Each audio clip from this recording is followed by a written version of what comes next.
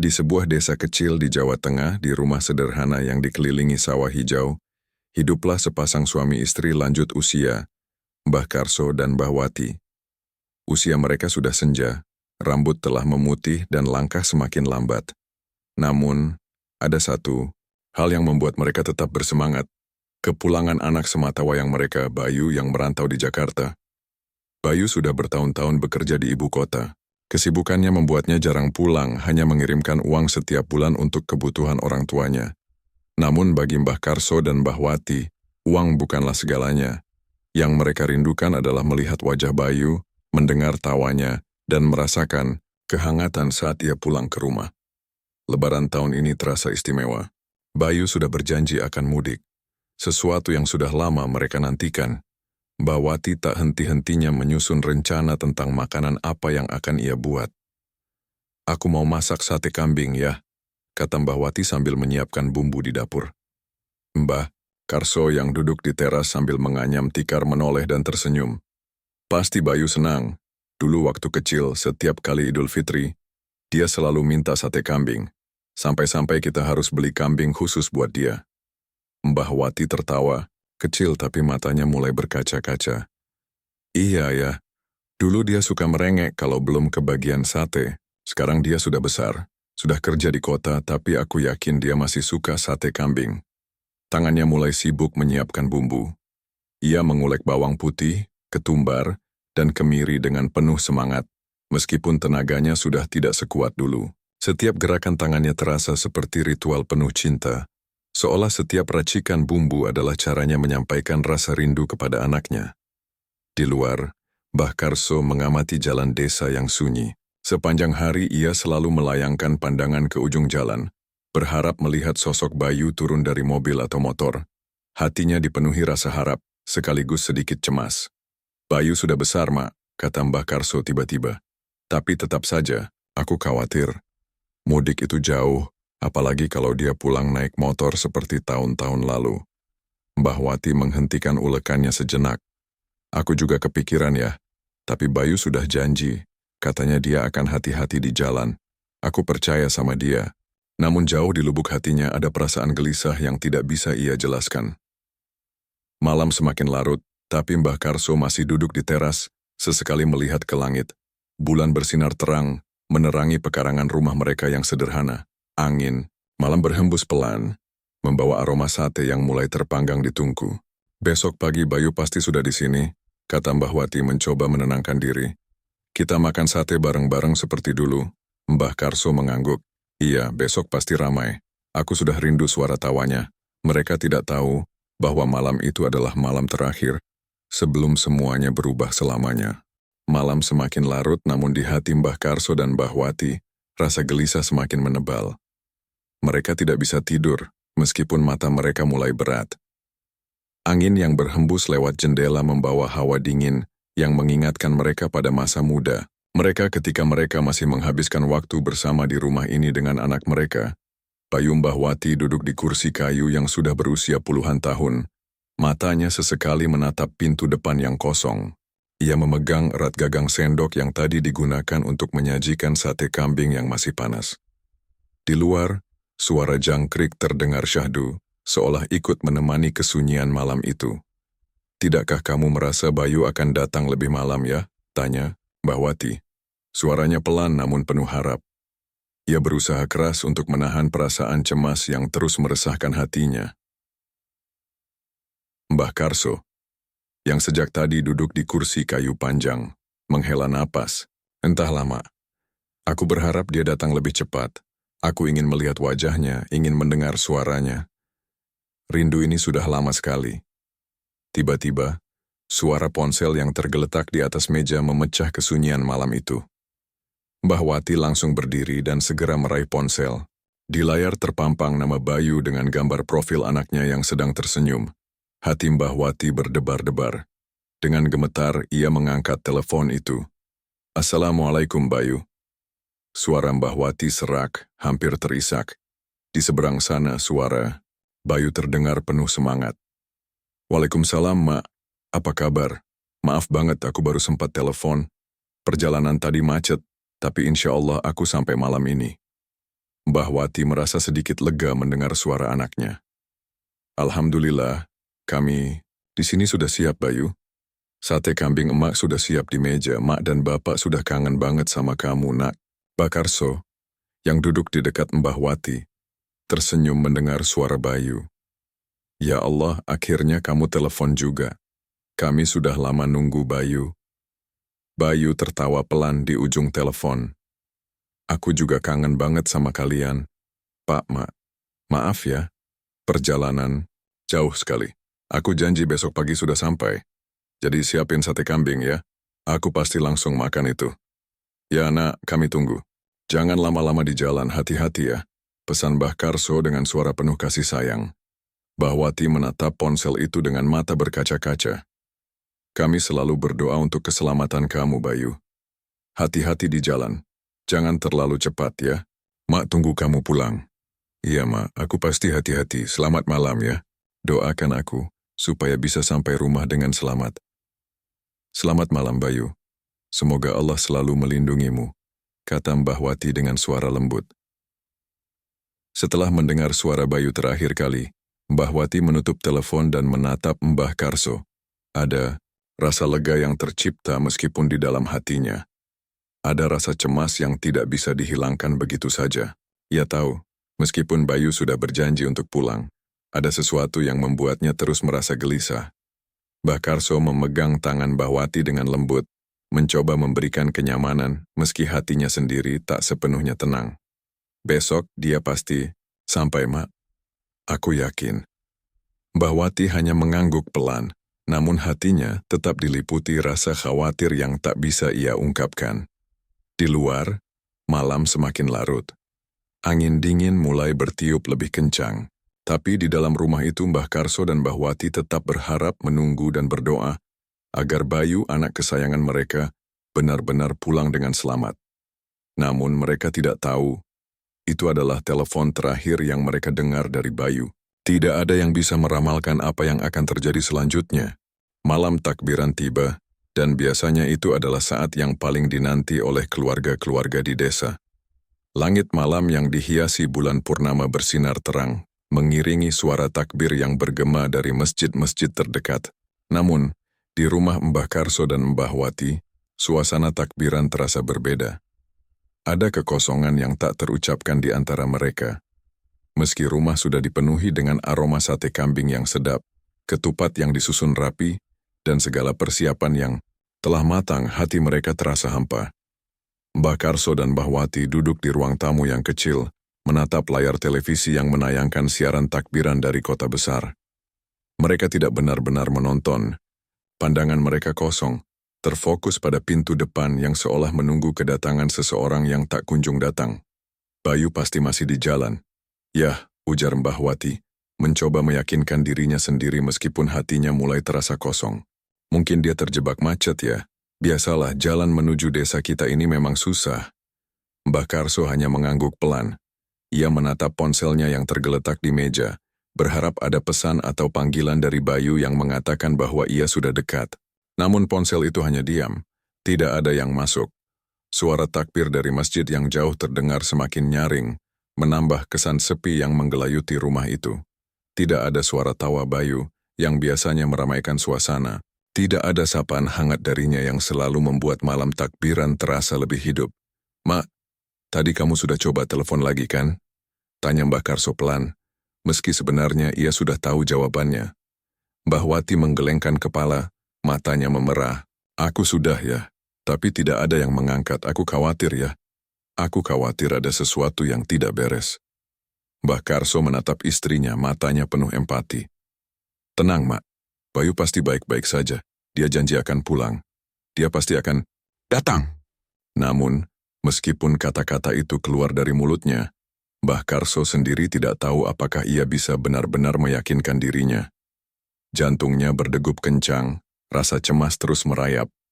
Meskipun ia berusaha untuk tetap tegar, ada sesuatu yang meresap di dalam dirinya, sesuatu yang mengingatkannya pada masa-masa ketika Bayu kecil seringkali terlambat pulang bermain, dan mereka selalu khawatir hingga ia tiba dengan selamat. Namun kali ini perasaan itu jauh lebih kuat. Di luar suara takbir semakin keras.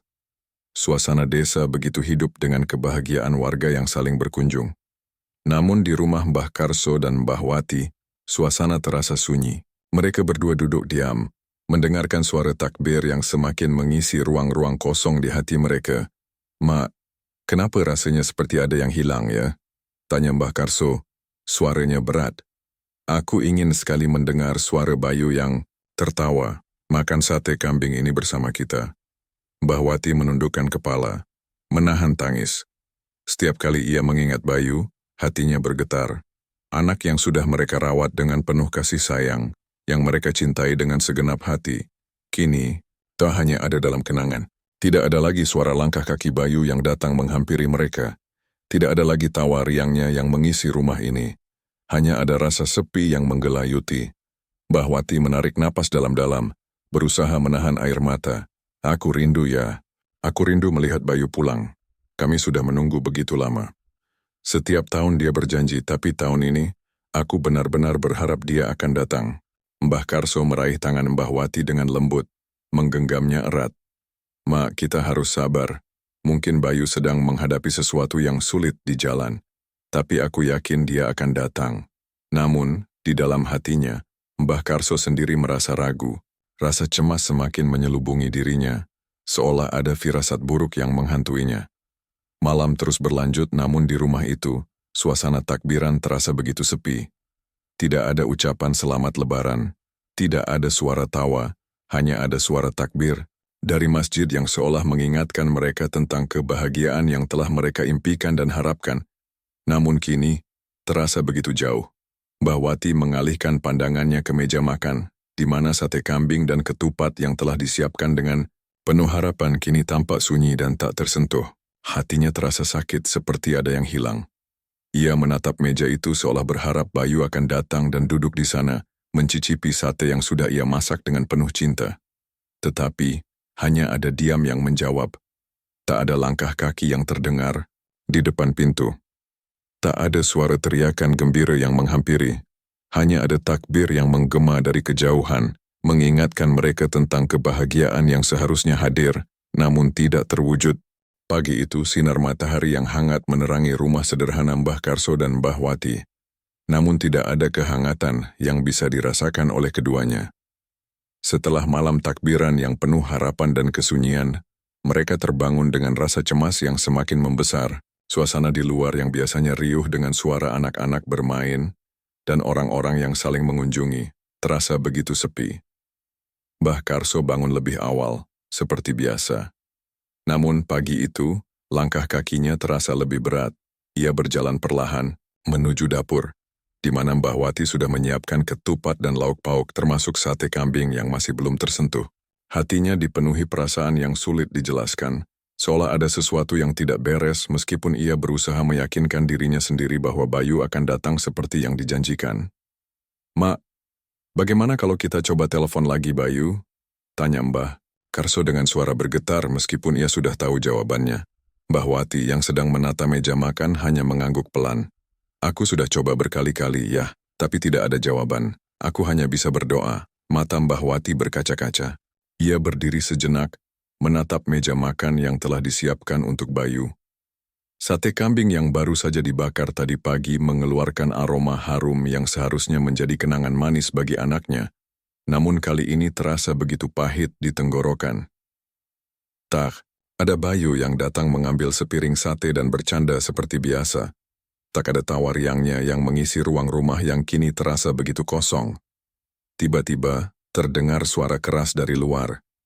Sebuah mobil ambulans melintas dengan cepat di depan rumah mereka. Sirene yang menjerit mengiris kesunyian pagi. Mbah Karso dan Mbah Wati terdiam, seolah terhenyak oleh suara itu, sesuatu yang tidak biasa terjadi di desa mereka yang tenang. "Ya, kau dengar itu?" tanya Mbah Wati. Suaranya bergetar. Mbah Karso mengangguk, hatinya terasa semakin berat. "Iya, Mak, aku dengar. Tapi siapa yang sakit ya?"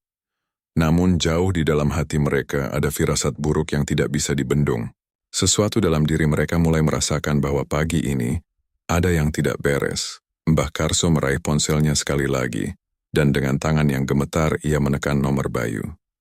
Namun, Seperti yang sudah mereka rasakan, panggilan itu tidak pernah terhubung. Tidak ada yang menjawab.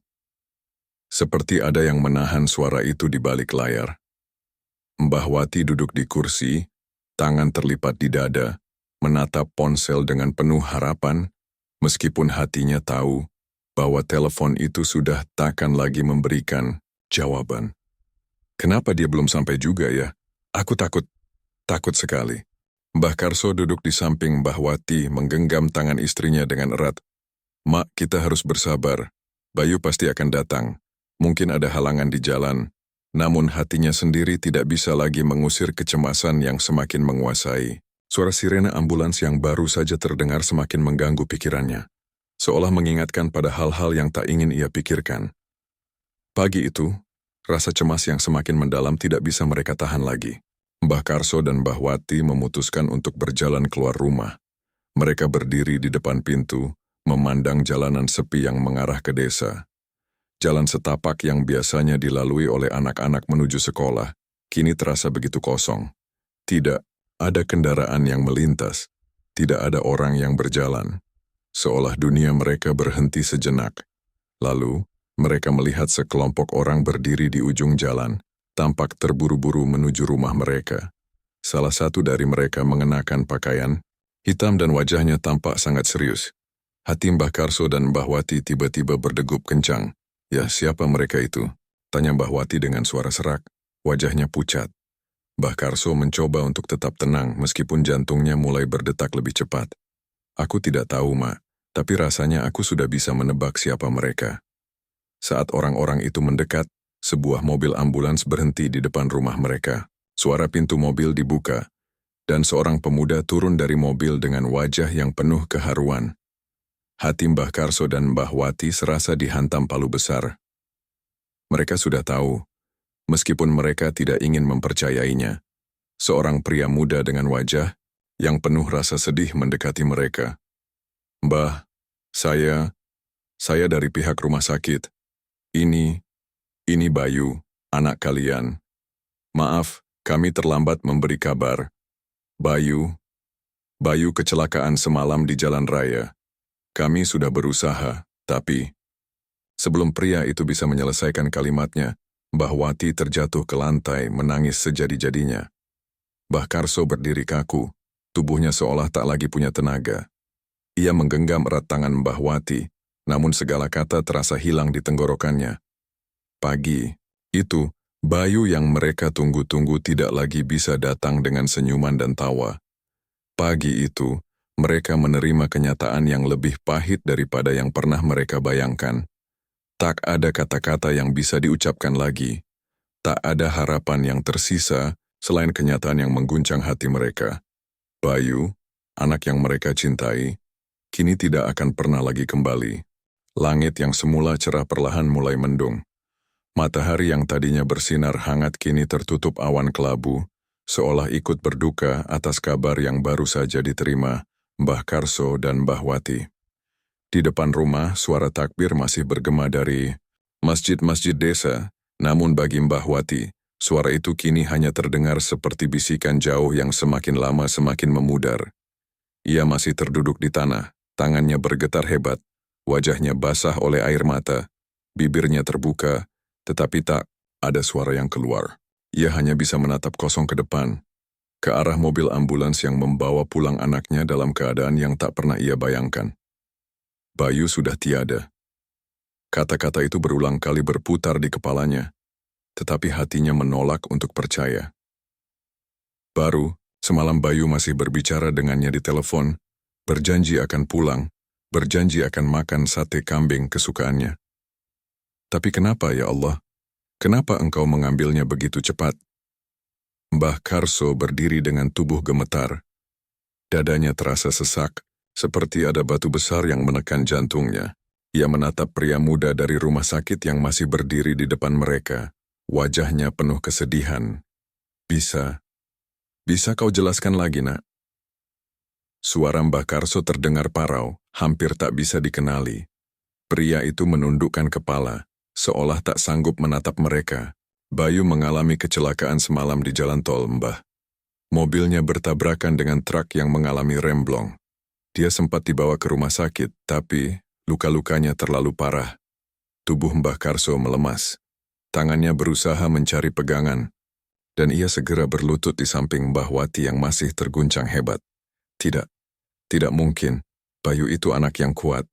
Dia selalu hati-hati kalau berkendara. Mbah Karso bergumam, matanya mulai berkaca-kaca. Kami baru saja berbicara dengannya semalam. Dia bilang dia akan pulang. Pria dari rumah sakit itu mengangguk pelan. Kami menemukan ponselnya di dalam mobil, Mbah. Panggilan terakhir yang ia lakukan adalah kepada kalian. Kami yakin dia sedang dalam perjalanan untuk pulang menemui kalian. Mbah Wati akhirnya menangis keras. Tangisannya pecah seperti hujan deras yang turun tanpa bisa dibendung.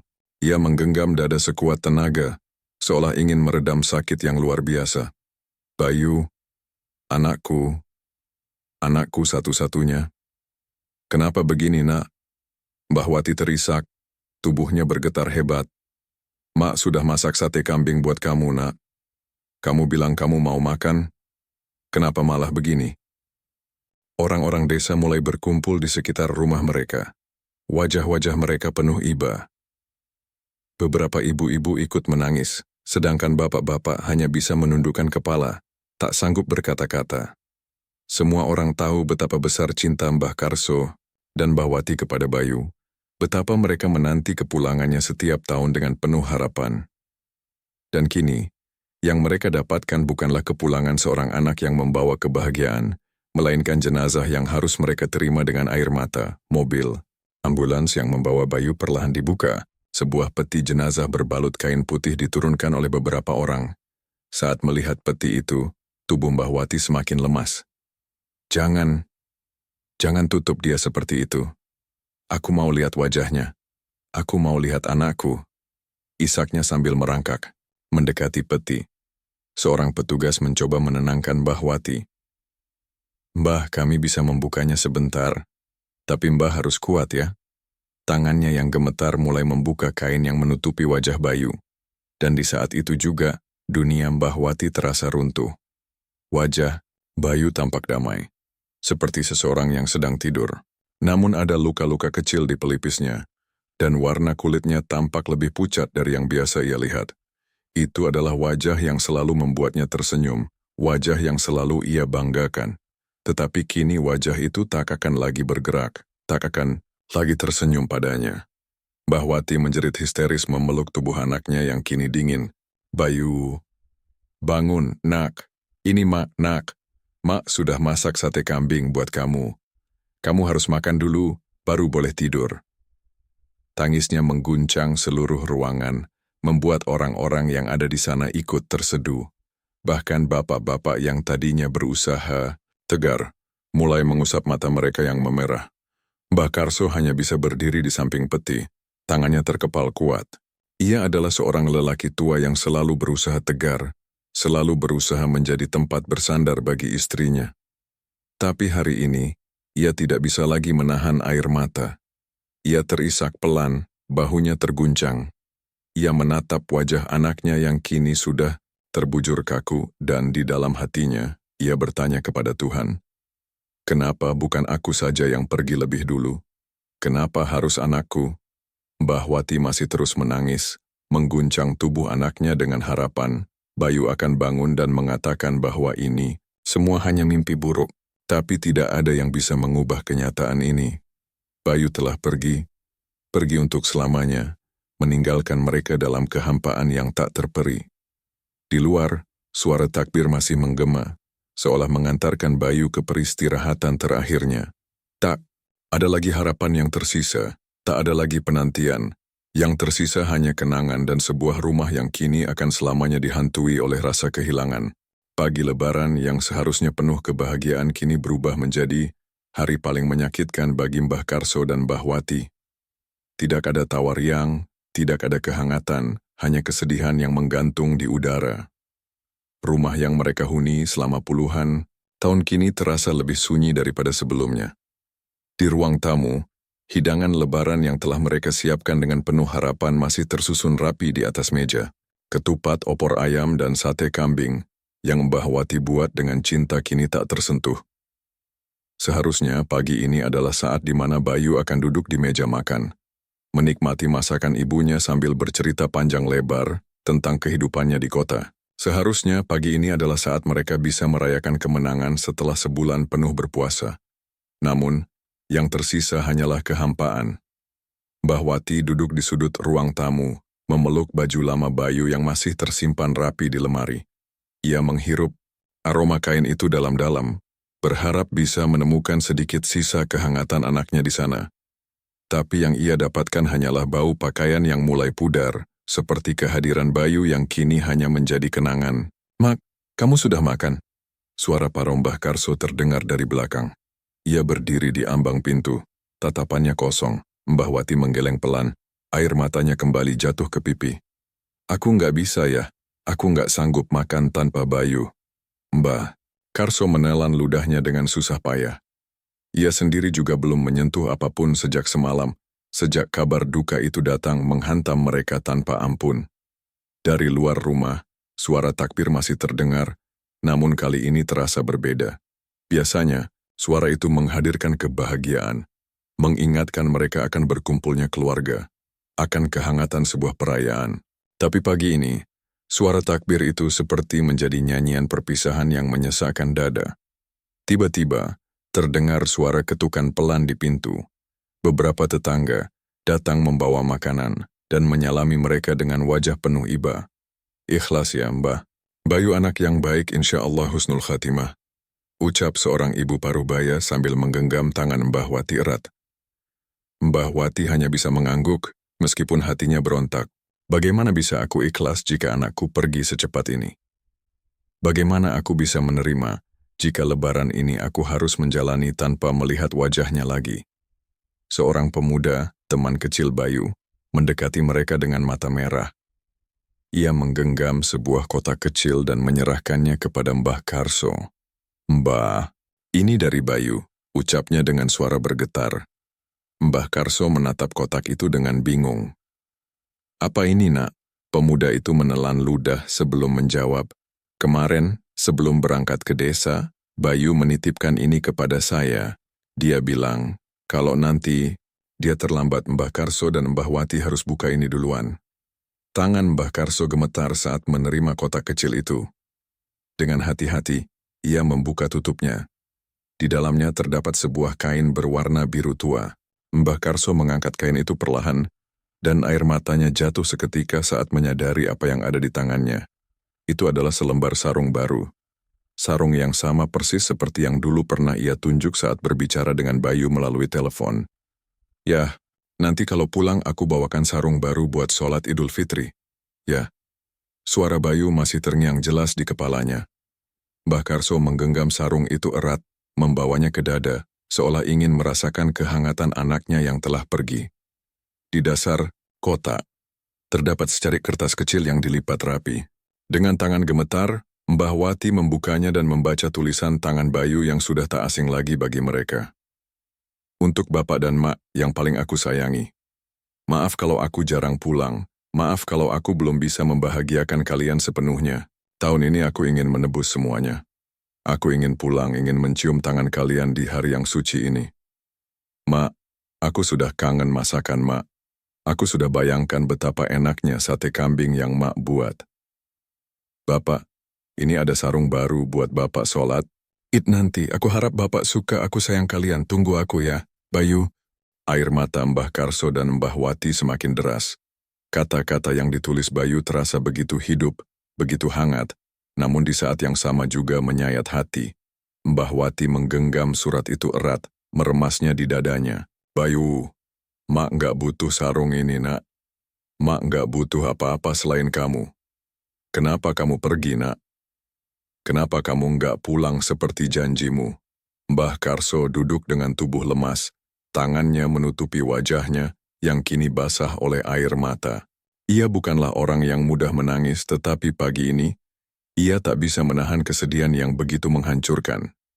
Tetangga-tetangga mereka yang menyaksikan kejadian itu hanya bisa menunduk, beberapa ikut terisak. Tak ada satupun kata yang bisa menghibur dua orang tua yang telah kehilangan anak satu-satunya di hari yang seharusnya penuh kebahagiaan. Di sudut ruangan, hidangan lebaran masih tersaji, tetapi kini tak ada yang berani menyentuhnya. Sate kambing, yang dibuat dengan penuh cinta untuk Bayu kini hanya menjadi simbol dari penantian yang tak akan pernah terwujud. Dan lebaran kali ini, pagi di hari lebaran itu terasa lebih kelam dari biasanya. Biasanya di pagi seperti ini, Mbah Wati dan Mbah Karso akan sibuk menyambut tamu yang datang bersilaturahmi, menyiapkan makanan, dan tertawa bersama Bayu yang selalu membawa kebahagiaan ke rumah mereka. Tapi kini, yang tersisa hanya keheningan dan duka yang merayap di setiap sudut rumah. Mbah Karso duduk di beranda rumah, menatap jalanan desa yang biasanya ramai oleh anak-anak kecil yang berlarian dengan baju baru. Beberapa tetangga lewat sesekali menyapa, namun tak ada yang berani lama-lama. Semua orang tahu pagi ini adalah pagi yang paling berat bagi pasangan tua itu.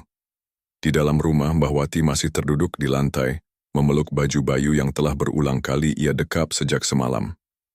Di hadapannya, meja makan masih dipenuhi dengan hidangan yang tak tersentuh.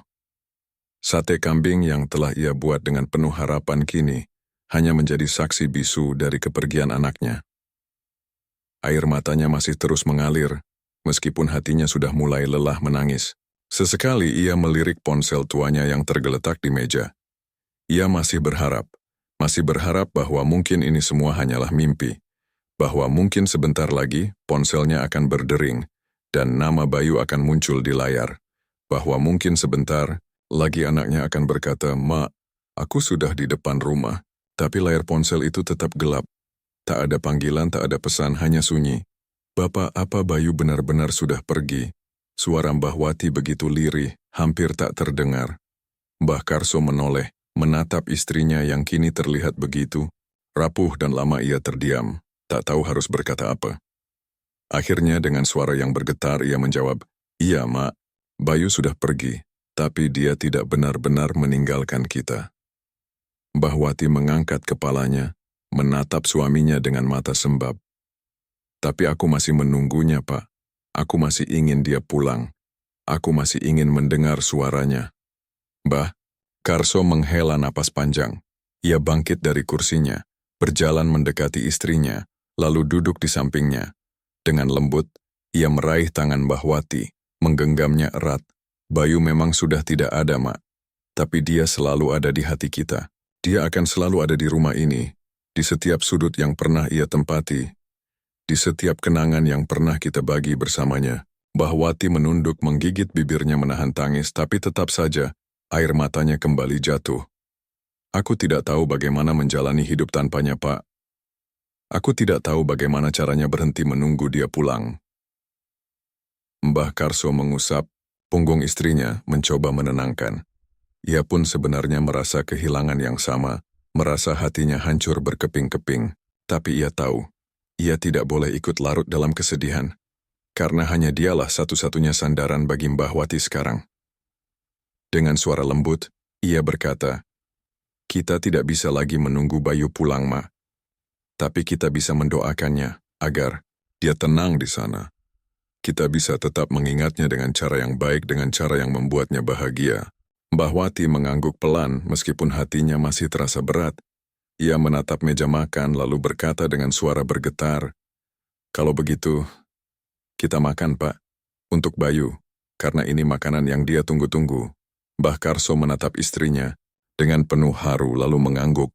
Dengan tangan gemetar, Mbah Wati mengambil satu tusuk sate, menyuapkan ke dalam mulutnya. Saat rasa daging panggang yang gurih dan manis menyentuh lidahnya, ia tak mampu menahan tangis lagi.